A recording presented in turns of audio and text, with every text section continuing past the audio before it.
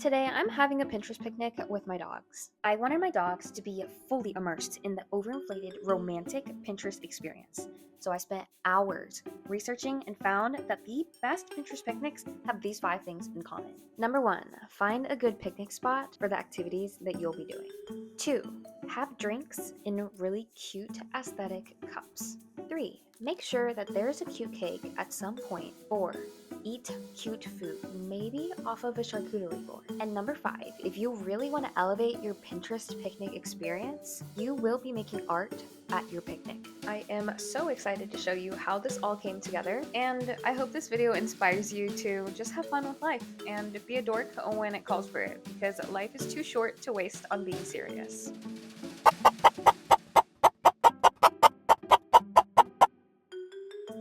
I picked this nice open field to go ahead and set up shop here. Unfortunately, today we didn't set up our sweatshop, but we sure laid down our picnic blanket. I chose this nice open field because both me and my dogs were familiar with it. We would come here all the time after work to play with some balls and poop together, so I knew that the park wasn't going to be too busy that day.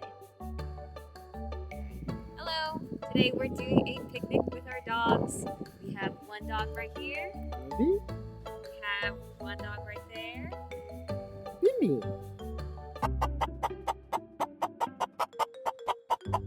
The next activity on the list was to brew some dog-friendly tea.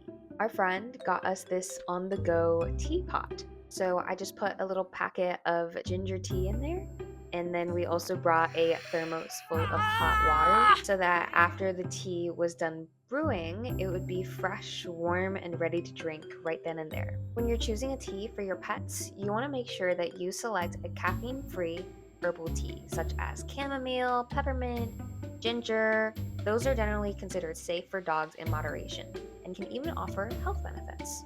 After we set up everything with the hot water, we just set it to steep on the side.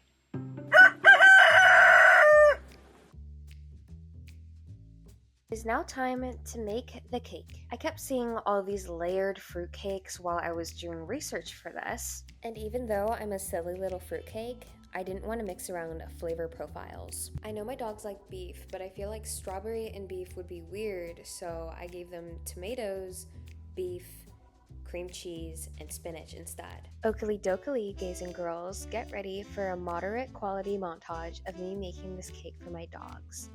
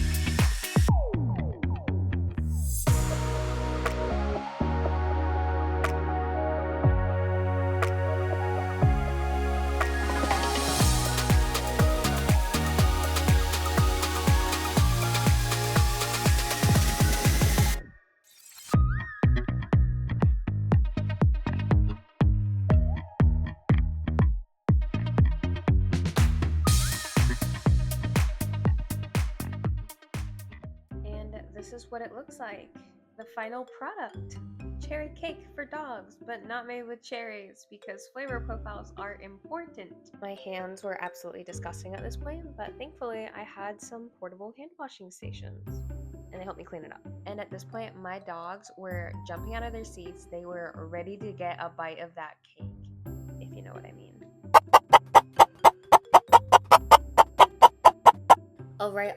Alright. This is one of my favorite parts of the entire picnic because that's where everything came together. I had the tea, it finished brewing. I poured it into our travel cups that came with our travel teapot. Dave was guarding the cake. And then I honored the interconnectivity that it represented and how so many animals, plants, and people all went into the process of me being able to create this beautiful cake for my dogs to enjoy. Look at that slice. Look at them waiting so patiently. They're the best. This is our charcuterie board. Okay, watch out for my Mickey Mouse voice. Okay, go!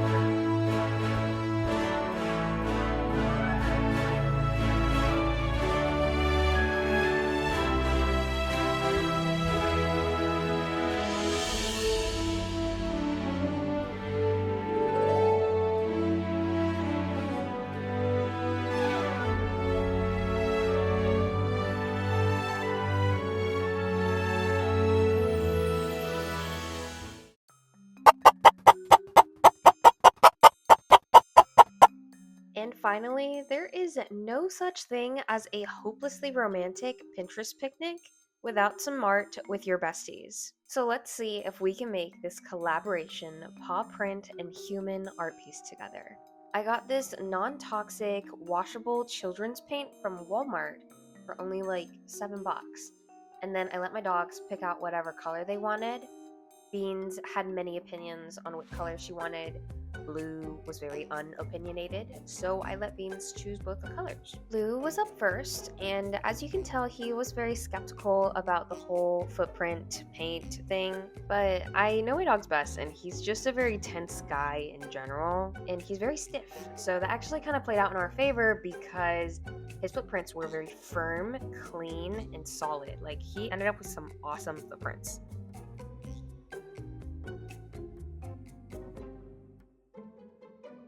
And as for Beans, she's a little bit more squirmy and hairier than Blue, so her paw prints came out very differently.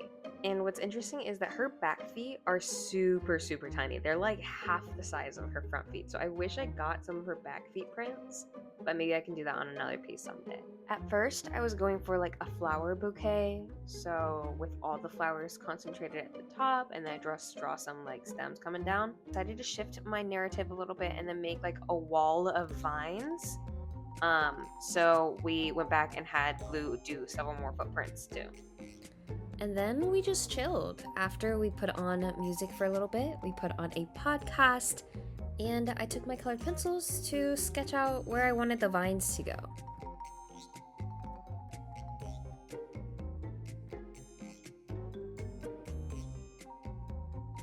And here is what it looked like by the time sunset was coming around. You can see it's getting a little darker in my video. I took it back to my art studio and used acrylic paint to add dimension and brightness to the vines. And here is what it looks like completed. I am so proud of how this turned out. I also used colored pencil to sketch them as little fairies, just hanging out in their little floral vine garden. I didn't really touch up their footprints too much. I added like a little bit of color here and there, but I really wanted to make it obvious that they were made out of their little feet.